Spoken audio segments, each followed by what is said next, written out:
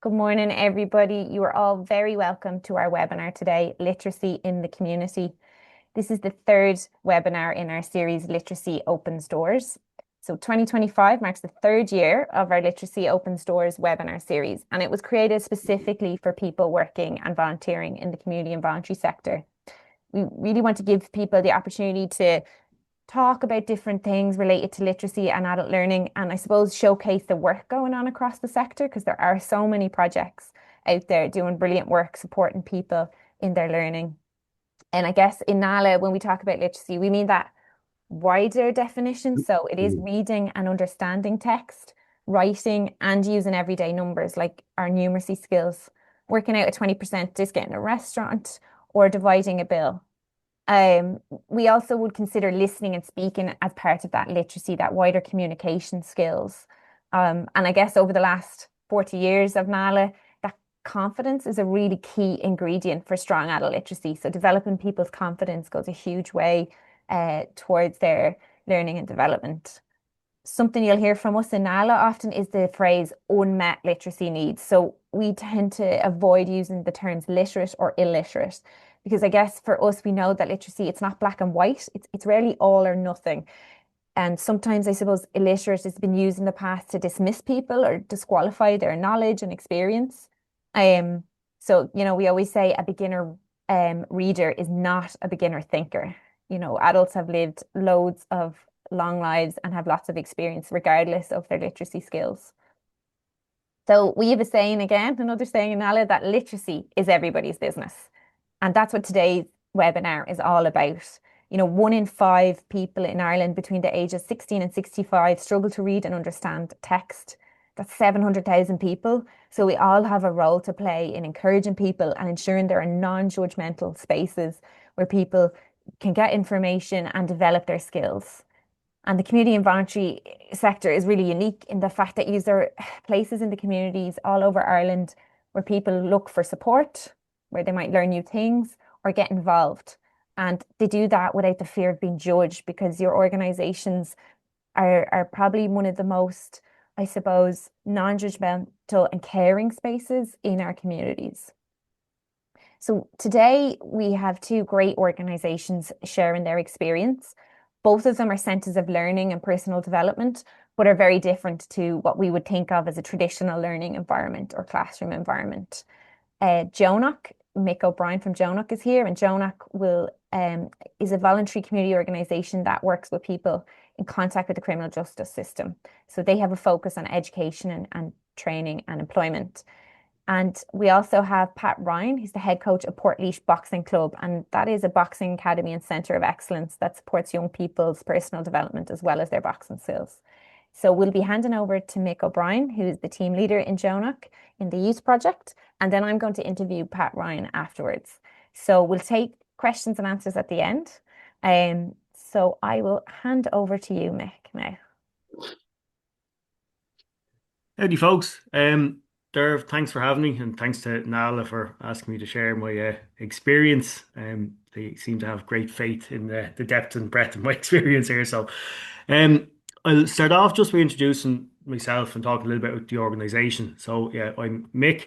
I've been working with Jonah for about 5 or could be 6 years now.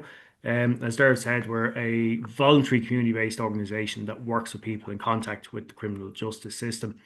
Um, our name, Deonach, as I was talking to the lads there, means voluntary participation. And it's a bit funny because, say, 60% of the lads are ordered to come to us by the judiciary. So we're kind of on the back foot immediately when they walk in the door.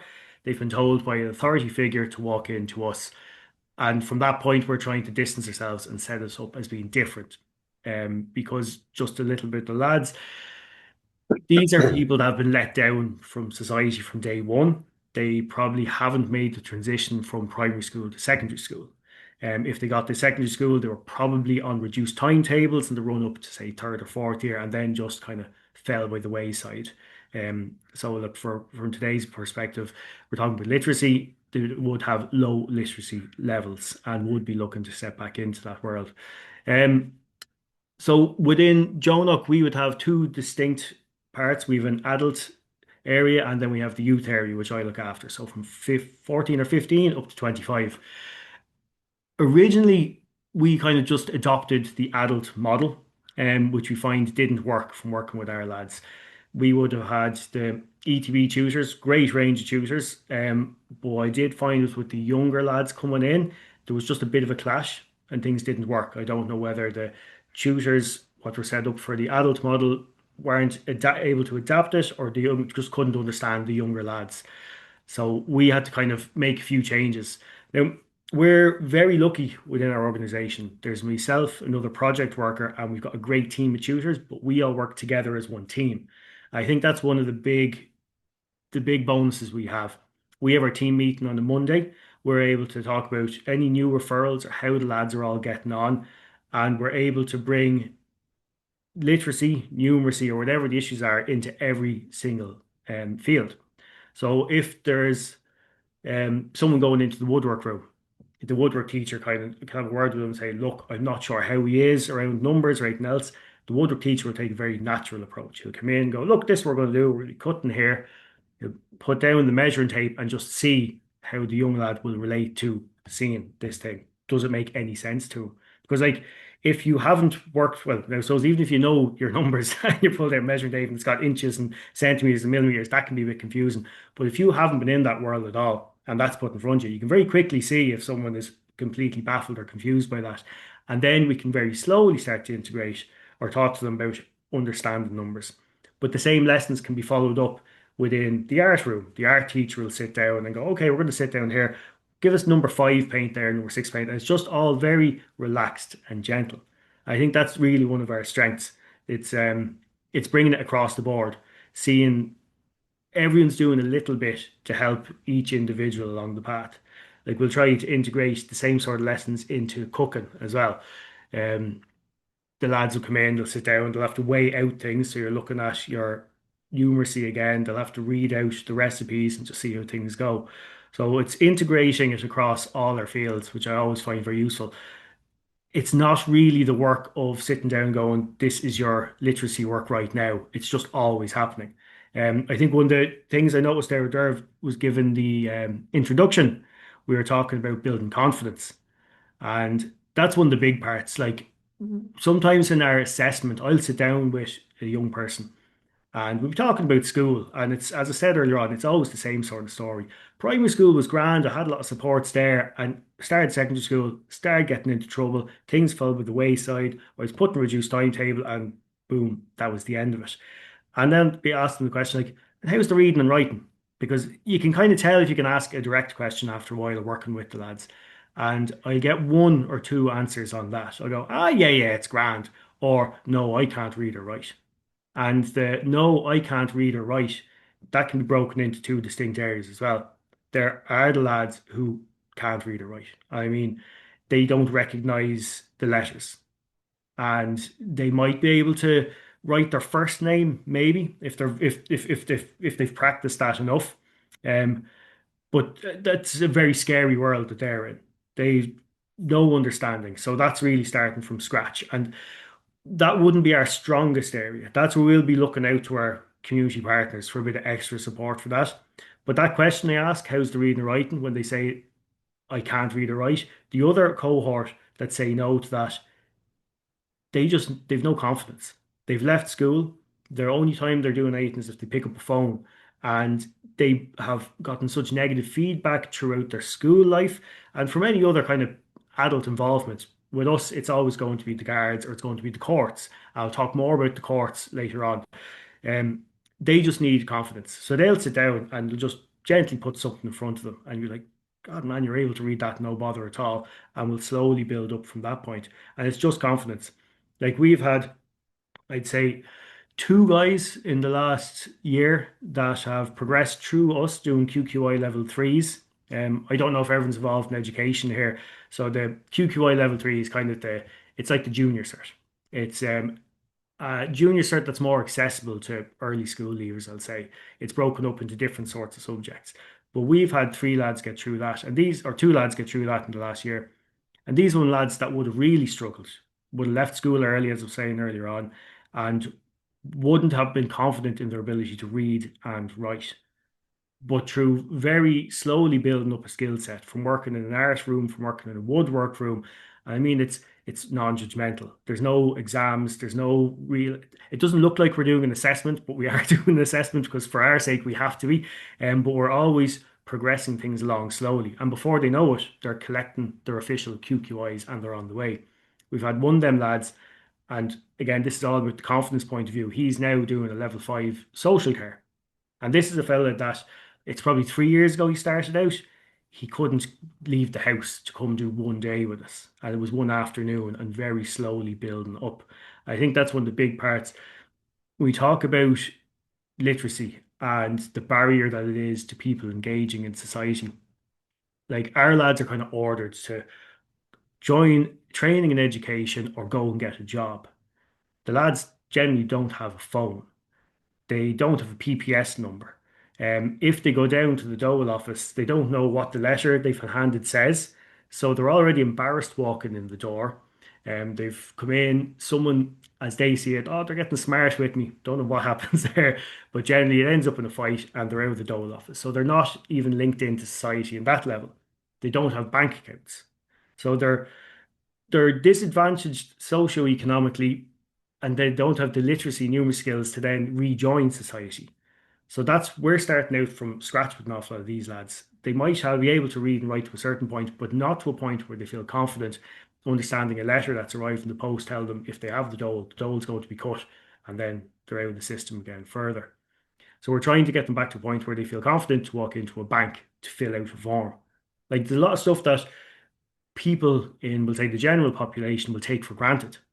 Like when you walk in and you see someone says very quickly, "Oh, go to hatch number 32 there and just wait." Sure, where's hatch number 32?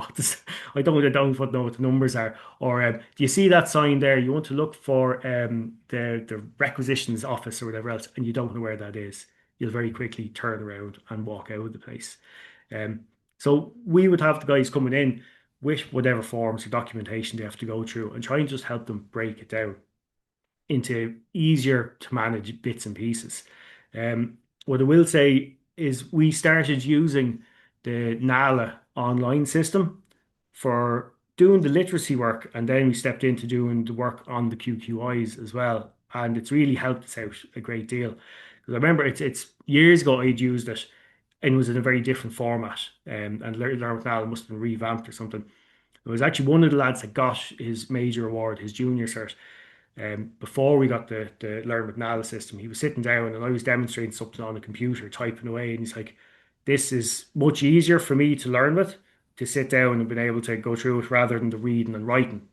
I suppose twofold. It's reading and writing just reminds me of school, which is now good experience, and it's just harder to understand. So that's what kind of spurred us on to sit down and start working with Nala. And it's been fantastic from the basic sense of sitting down doing the literacy work with the lads online. It's they can see progress when they're going through something. It's kind of it's was going to use the word gamified. I'm not sure if that's the right phrase for it, but they can see the wins as they're coming through, and it gets a little box dropping things down, and they can see a bit of progress. They're not under pressure when they're stepping into that. Um, another we try to find something that interests them. So our thing is just trying to get a hook. Even if it's not the literacy, we have to get a hook. We have to get the lads in the door and a reason to stay. As I said earlier, they're told, they're ordered to come into us, and that's a bad start because we're not very official people ourselves. Like we're all youth workers. We're all there trying to get lads in to do personal development work, to do a bit of identity work, to find out who they are. So when they come into us, we're trying to get the hook. So we've got woodwork, we've got art. One thing we started doing over the last couple of years was a bit more music. And the music, what came from that was doing like narrative therapy. So we'll sit down and get the lads to start looking at the rap music that they're listening to and writing out lyrics that they find interesting, which turns into them writing their own lyrics and telling their story and just gaining the confidence in using language and knowing that it's not for someone else to be doing. They can write, they can record, they can put their voice out there. We try to record their work in different ways for lads that aren't as confident with their reading and writing. We'll try to do like a video recordings, just different ways, just to get them to even hear their own voice. Um, what do I want to talk about after that? Um, so yeah, within our cohort, so we're lads that are in contact with the criminal justice system. We look at the prison population, there's 60 or 70% of the prison population are early school leavers. And then there's probably 40 or 50% didn't make the transition to secondary school. So like these lads, you know which direction they're going in very early on. But there was only at another conference there looking at neurodivergence within the criminal justice system. And 60 to 90% of the prison population have speech and language difficulties. So we we need to be very aware of this when we have young people coming into our spaces. Um, I would have a lot of the time lads coming in from court and they won't know what the judge is after saying. And I don't know if anyone sitting in the audience here has stood in front of court and had the judge address them anyway. It's impenetrable language. It's very difficult for even someone who is comfortable with the English language. So the lads walk out not knowing what's going on and they'll come down to us with their piece of paper and what they have to do and not do, and they've no clue what's going on. They're outside of that process. And when they come to us, they feel outside that process. That's their feeling throughout the rest of their lives. They feel outside society. Everywhere you go, we take for granted the little symbols that are written around the place that tell us where to go and what to do. And if you're walking out and you're embarrassed and you're confused, you're not going to step into society. And with our cohort that are coming in, that's their biggest thing. They're all just young lads. They get demonized because they get involved in drug dealing, get involved in crime, but they don't know how to access society. And literacy is one of the massive barriers to that. It's a basic, it's a basic key to step into the rest of the world. And we have so many young people that are getting to school and going through school that don't have that. They don't have that way to access society. So they fall further and further behind. Like if you can't read or write comfortably, it means that you've no PPS card, you've no ID, you've no bank account, you've definitely not writing a CV, you're not picking up the phone and responding if someone calls you back about a job. So you're locked out of the job market.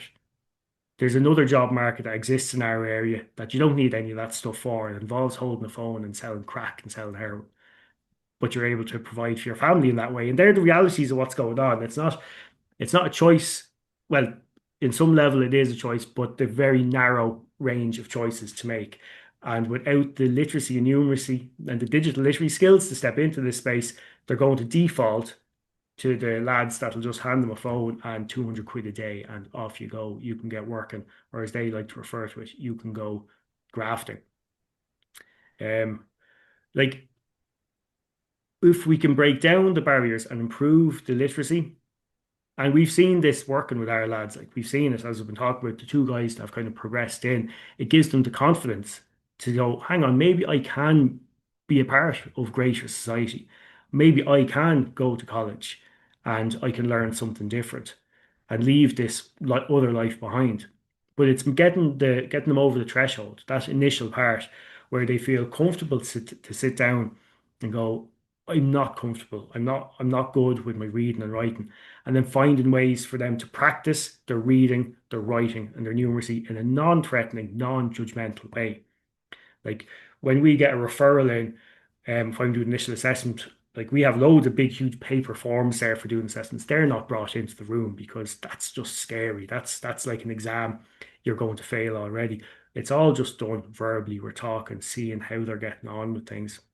Because the last thing we want to do is when someone comes in, is scare them back out the door. Um, sorry, where was I going to go? Yeah, I suppose we're talking about we take for granted numeracy and literacy skills. I had a young man there, and he still engages. He's 19 years old, and that young man like was in school to third year, and he had no level of literacy. Sorry, not no level of literacy. He was able to understand a few letters, and he was able to write his first name. But he'd been in school. He'd been in school all the way up to third or fourth year. And I really don't know what happened to that young man in school. Like he's one prime example of what happens to a larger cohort. Like, and we have certain groups within society that are more marginalized and they fall further and further behind. And I don't know if the safety nets are there to catch them. I suppose that's where the likes of perhaps Pat's organization is getting lads, or we're getting lads, and we're just doing our best just to get basic levels that they feel comfortable and confident in walking into another agency, whether it's a bank or the dole office or dealing with the criminal justice system, that they can get a form and sit down and read through it, just to help them get on. Where was I now?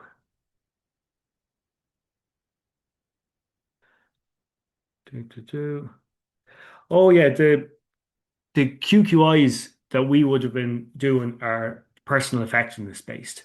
So like whilst we are there to be developing people and getting training and education for the registered QQIs, we'd really be looking at ourselves as personal development. We're trying to get people from a point where they don't have confidence to getting to know themselves, exploring their identity and feel more confident in things.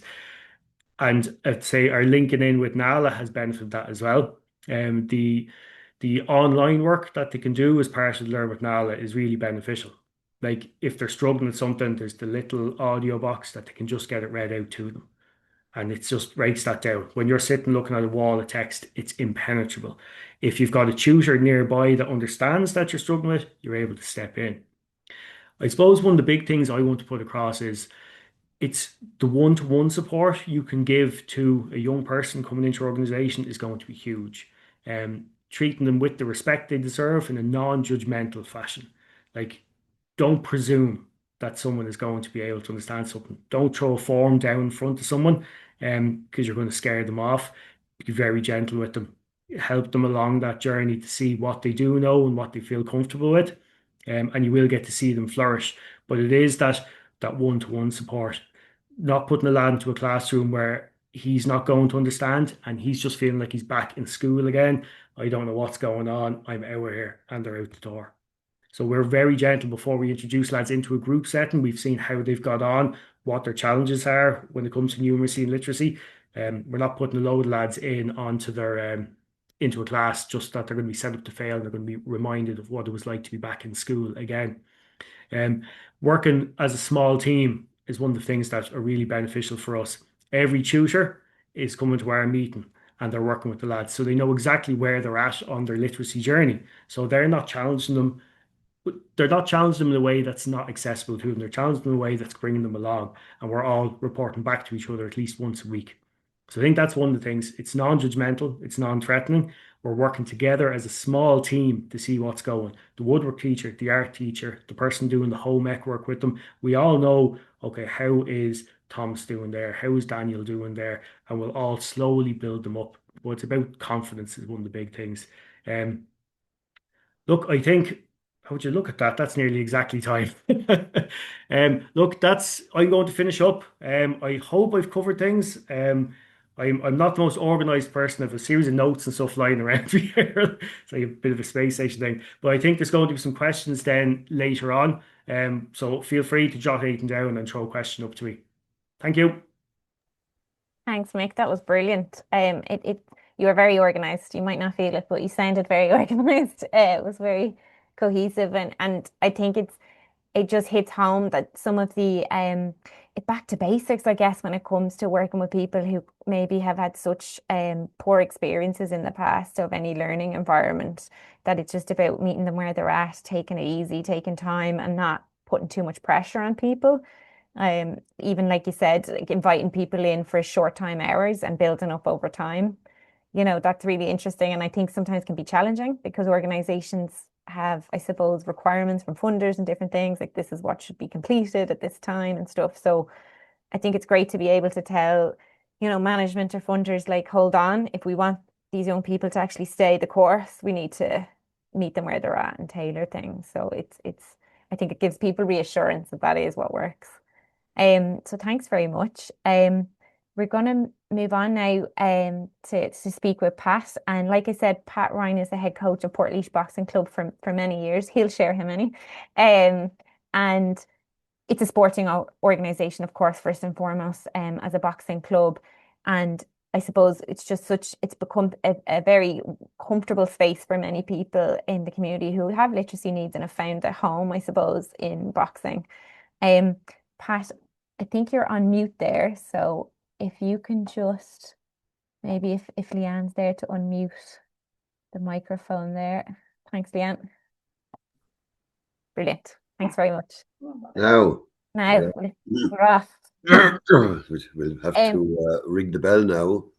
Absolutely, absolutely. So, Pat, could you tell us just a little bit, I suppose, about Portlaoise Boxing Club? Absolutely.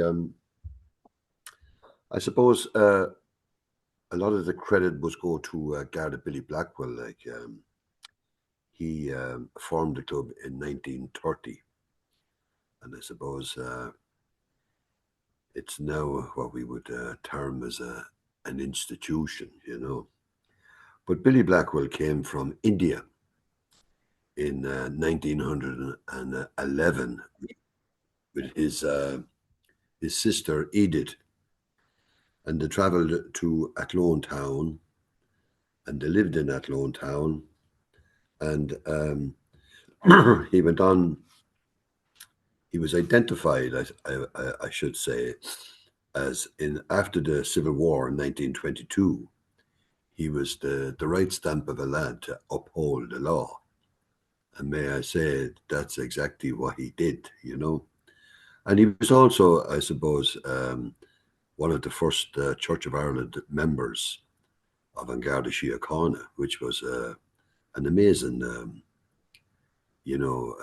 achievement in those times.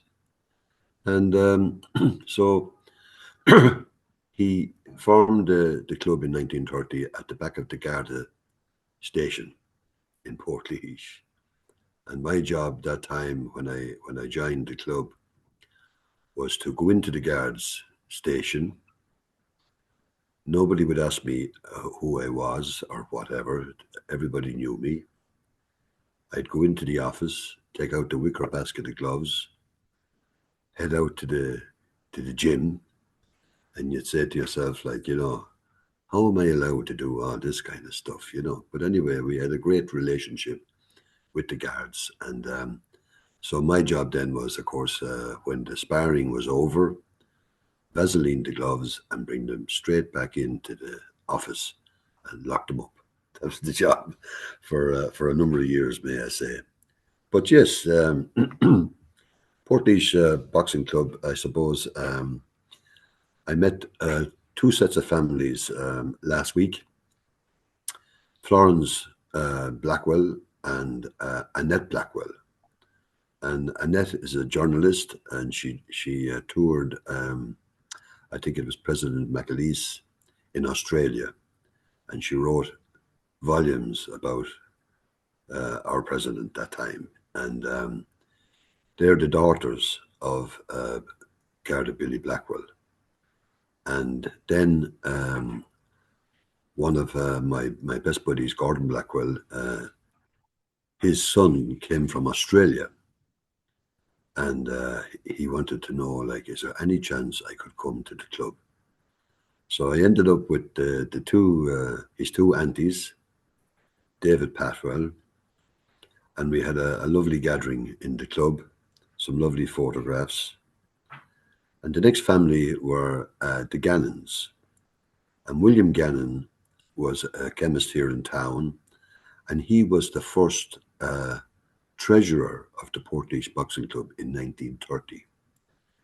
And his daughter, Gertie Dunn, and her daughter, Patricia, all arrived at the club last week. And we had a wonderful gathering. And, you know, when you look back at what those people did, William Gannon and Garda Billy Blackwell, like, it was just a phenomenal thing, really, you know. And Pat, could you tell us a little bit there? Because there's such a long history in Portlaoise Boxing Club, and that definitely is that stability and consistency for the community. It goes a long way. Could you tell us a bit about what the club offers in terms of your classes and programs? Well, I suppose what the club offers is a huge history and tradition of producing boxers. And for us, like in my time, I think we have 188 champions. We have 16 boxers who have won European medals at elite, youth, and juvenile, and 4 world-class boxers. And that in itself, like, draws people, boys and girls, to the club. And there's a great environment there, great atmosphere, you know, that's created by coaches and the members themselves, like. And I suppose, you know, and sometimes we just say this flippantly, you know, but it is a huge family. Like, it is a family, and everybody that goes in the door, like, believes that they are affiliated to the club. They have a massive and huge affinity towards the people who serve them, the people that they are training with alongside. And all of this then creates this wonderful environment, like, that it's a happy house. Because you have to remember, like, that there are children coming from all backgrounds. And sometimes you have to always try and understand that it's not a happy house. That there's parents, single parents, parents struggling in all kinds of ways, addicts, alcoholics, and this is the reality of life that we have, you know. So we're in a position then to be able to offer a safe environment, good atmosphere, you know, where they can learn, where they can be taught the sport of boxing, the elements, all the components of fitness are addressed, and they don't have to be able to read or write. Some of them, I have to say, are extraordinary young lads and girls, because they're able to mimic everything. And sometimes you'd say to yourself, like, my God, you know, that's a very talented young boy and girl, you know. And you're just looking at them, like, following instructions, following the demonstration that's been done on the floor with all the coaches. And that's a massive learning, like. And all of a sudden then they find this huge confidence that they're able to do A, B, C. And all of a sudden then, like, you know, they're nearly floating on air, you know. And there's a great spring in their step. And so you just have to encourage, you know, and praise as much as you can, you know. Yeah. And Pat, I know you've said this to me before, but you have a ritual that every time a member come in, they have to shake hands with their coach and stuff. It's a really Yes. interesting Yeah. ritual that you have, a rule that you have. Yes, it's been going on for a lifetime now, but yes, this is a cause the respect, you know, and show regard, show your manners. Mannerisms is everything, you know, and small little bit of courtesy, you know, a small little bit of civility. So when they come in the door, like, they shake hands with all the coaches, and they go around ritually around, you know, and they look them in the eye and shake their hand. And sometimes the coaches would say, "Are you looking at me?" You know, and there's a little bit of banter, you know, as well. But before they finish the session, like, they also shake hands with the coaches and thank them for their training session. And there's a great little bit of camaraderie there. There's a great little bit of interaction, you know, from the coaches. And, you know, there's always there's characters everywhere, you know, and we have plenty of them, you know. And so that's something that we instill for our members, like, because, you know, at the end of the day, like, to be an affiliated member of a club is a little bit more, you know. You have to express what it means to be a member of the Portlaoise Boxing Club. And you also have to try and encourage them, like, to show their appreciation, like, and their gratitude at the end. And that's by doing the shaking of hands before and after. That's it. That's great. And you talked about before with myself that obviously you're developing boxers, but you also develop coaches. You know, people can progress and become assistant coaches and coaches. And I know that you do deliver some of those coaching courses, but it's all literacy friendly. There's no reading and writing necessary. No, I mean, I have a number of coaches who can't read or write. And it was only when we were doing the literacy class, one of the boys calls me aside.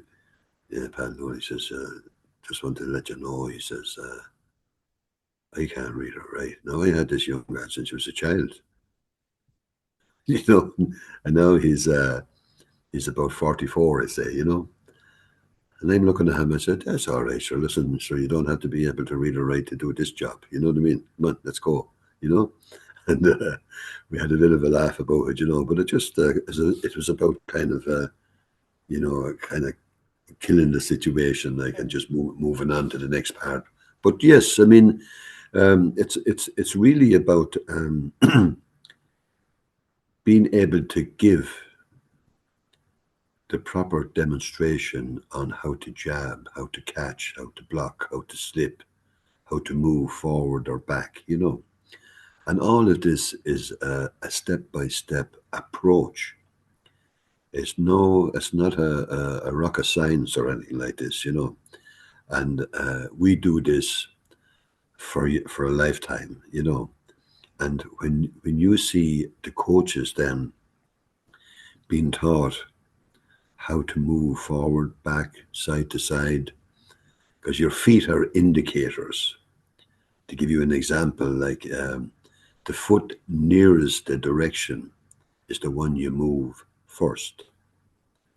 The foot nearest the direction that you're going backwards is the foot you move first. Now you could be a southpaw or you could be orthodox, which changes the feet. You'll So, have to explain that now to us, Pat, what Southpaw and Orthodox is.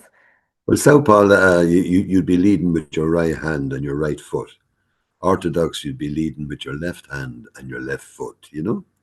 So the foot, the nearest, you're going forward. If you're orthodox, you'd be moving your left foot first. Or if it was southpaw, then you'd be moving your right foot first. So it's self-explanatory. And when they're watching, you know, and believe you me, like, they do watch and they do close monitor all of this here, and all of a sudden then you can see, like, that they're easy with it. They're able to do it because we put them into groups of maybe 3, 4, or 5, and each coach will be taking the lead on the jab, the balance, whatever, the catch, the defenses, etc., etc., and they'll teach the other 3 or 4 coaches how to do this. Like, that's basically what we do. Yeah. Yeah. Would you be able to maybe talk us through one of the jabs or the positions now? Put us through our paces, Pat. This could be serious now. This could be serious, you know. But I suppose, you know, it's without being able to stand up, we'll say, Yeah. for example, you know, the on guard position, like we say the first thing you have to teach them is how to close the fist. So clench the fist, not close it. Just clench it. The thumb comes around first 2 fingers. Yes. Yeah. Yeah. Now remember, you see the wrist here. Yeah. You see the way yours is. Yeah.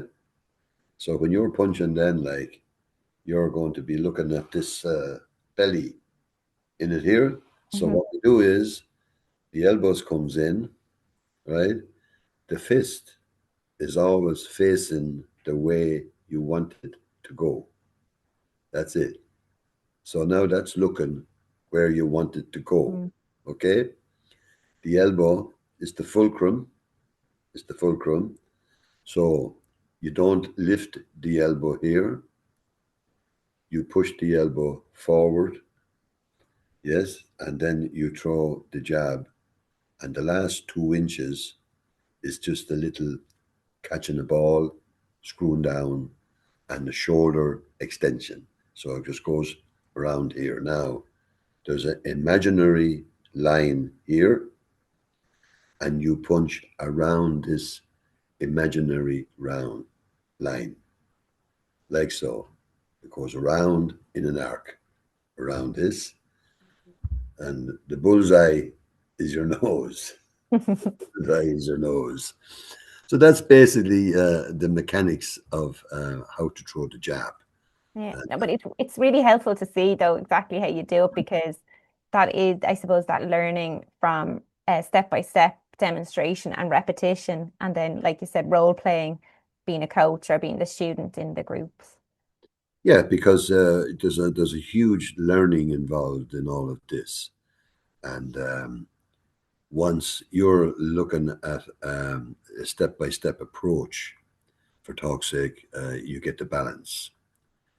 We teach them how to get your balance, how to test your balance, that it's correct or incorrect, and then how you move. Your feet are indicators. The foot that's nearest the direction you're going is the one you use first. Half a step. Your feet never come together. So it's 1 step and a half, whether it's backwards, forwards, or side to side, And then the on guard position is something that we will, for life, you always start with the on guard position. And then when you're throwing the jab or the cross, it goes out, back, and up for life. Out, back, up for life. That's it. Because you see some amazing stuff going on with young lads and girls, and the hands goes out and drops and comes back up the long way, and that's when you get hit. But anyways, so that's a small little bit of yeah. Really. And I suppose Pat, and you've made reference then to like the club as an institution yourself. You've been involved a very long time, I think since the 60s. No, And I suppose, how have you, I suppose, do you use your role as a community leader, because I guess that's what you are in Portlaoise, beyond the club as well, to promote education and learning amongst members? yeah, I mean, look at everything. I have 14 coaches and all at different levels. Some are, very, very good with the juveniles. Some are very good with the youths. Some are very, very exceptionally talented to coach at the elite level, But everything is about education. Like, education for me is key. It doesn't have to be reading books or all this kind of stuff, But this is about, if you take, we say, learning through the vehicle of the sport of boxing. And that's huge. Like, it's absolutely huge, because if you break it all down, apart from the mechanics of punching and how to get your on guard and stance and balance, but if you break down the components of fitness and how you're going to have classes to teach our coaches to do strength work, this can be done through demonstration as well. Endurance work, power. Then you go with the agility, flexibility, coordination, and one side is straightforward in the fitness aspect of it, but on the other side, then it's the neuromuscular side of things, where you're getting a message through the ear, through the brain. It's going down through the central nervous system, and you're explaining all this, and you're demonstrating all this, And then they have a greater understanding of what the elements of the fitness involves. And then you give them the opportunity then, like, to start experimenting, doing a little bit of training with it, trying to get a little bit more understanding of it. And you're with juveniles, which is just functional exercises, etc., etc. And then we can go to the more elite boxers then, where it becomes a little bit more complex, Yeah. And I remember you told me a story there about how a couple of the young guys were in a bit of spot of trouble in school, and I suppose using your role in that way, maybe to divert them away. I think they were about to get in trouble with the police, and you. Yeah, we had two there's two schools, the CBS, the secretary, and the primary school. A friend of mine, his son was principal, and he was an amazing guy, actually, to tell you the truth. He was the real deal for me as a teacher. No understanding. He could see things coming like down the road. But I always remember he was having a few problems with a couple of our boxers in the class. And he says to me, "Is there any chance," he says, "any chance at all," he says, "that you could come up to the school?" "Really?" he says, "What do you want me to do?" He says, "I just want to present you in the class." And he told me then about a few of the boys. So I went up anyway and walked in anyway. And of course, the next thing anyway, of course, the boys had been misbehaving, as normal. And he says to me, "Well, Pat," he says, "great to see you here today, blah, blah, blah. He says, he says, "there's a couple of your lads here," he says, in the classroom. I says, "I see that now," I says, laughing away, blah, blah, blah. I says, "Tell me something now," I says, "I want to ask this question now," I says, "how are they getting on," I says, with the study and how are they really doing their work now?" I says, "are they doing the after study as well?" "No," he says, "they're not," you know. So I says, "Well, now, boys, I'm going to say this to you now.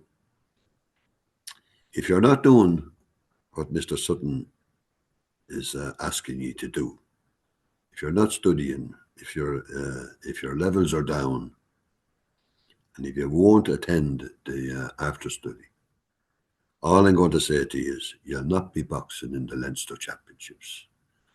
And the next thing, there was a big sigh and Pat, like, and I was listening. I says, "I'm over here now," I says, "that's all I'm going to say.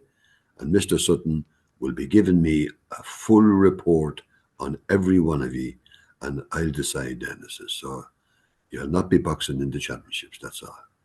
5 of them went on to win All Irelands after. You said to yourself, like, no, it was all about wheeling and dealing, being able to get into the game.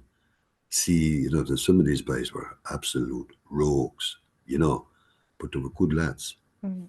And they were good lads, and they just needed to be put back on track, direct them that little bit there, give them a little bit more encouragement, drag them into you a little bit more, put the arm around it, whatever, But you have to be in the game, and you have to be able to play the game all the time. Yeah. And it's just a great, I think, great thing that you use your role in that way. Some people might have been like, "Oh, I'm not getting involved." That's outside the club. So I think where is appropriate and stuff. It's just such a positive thing to look out for young people and their education where you have that role. It's brilliant. Well, I worked as a prison officer in Portlaoise, and I remember I had a very, very young, talented boxer, extraordinary boy, and he got into bother. He was doing 7 or 8 years in the jail, and his mother came down to me, and she says to me, now she was on her knee because she never had a chap in jail. And she was in tears in her eyes. And she says to me, like, "Is there anything," she says, "that you can do for him?" I says, "Listen, you just tell him that Pat's going to be talking to him over the next week. And if he really wants to do things, I'll get him to do all kinds of things. So I eventually ended up went to the department, and now this was a very talented boy, by the way, you know, not an ordinary boy at all, and all his family were extremely talented, you know. So eventually, anyway, I started bringing him out to Portlaoise Boxing Club at 6:30 in the morning, you know, and he'd do the session, not a word, back into the jail, go for his breakfast, not a word. And we just didn't want to kind of highlight any of this here, you know. Eventually, I had him cleaning with me and the landing, and then we were training twice a day. And I swear to God, if he had been gifted a couple of contests, he'd have won the senior championships, 100%. And the most important thing for me now is I meet him often, and he's running a club, he's rearing a family, and he's as good as it gets anywhere. That's the truth. And he just gives me the little nod, little thumb up, you know, when we meet. And I think that's a massive success story, you know. And he was able to do his couple of years, get out, and decided what he wanted to really, really do. And some of his children are amazing. That's all I can say. Yeah. So we'll finish up there, but thank you very much to Mick O'Brien and Pat Ryan for being with us today and sharing all of your experience. I hope it's given some people ideas and just, you know, that line, literacy is everybody's business, no matter what your role, if it's encouraging, if it's actually in skills development, if it's making sure your organization is literacy friendly, we all have a role. So thanks everyone, and I hope to see you next week. Darryl, I just want to say thanks to Aoife, Mick and Fergus and yourself for having me on, and thoroughly enjoyed it. Right. You're very welcome, Pat. Yeah. And I learned how to jab. I mean, Now, everyone's a winner. to be serious.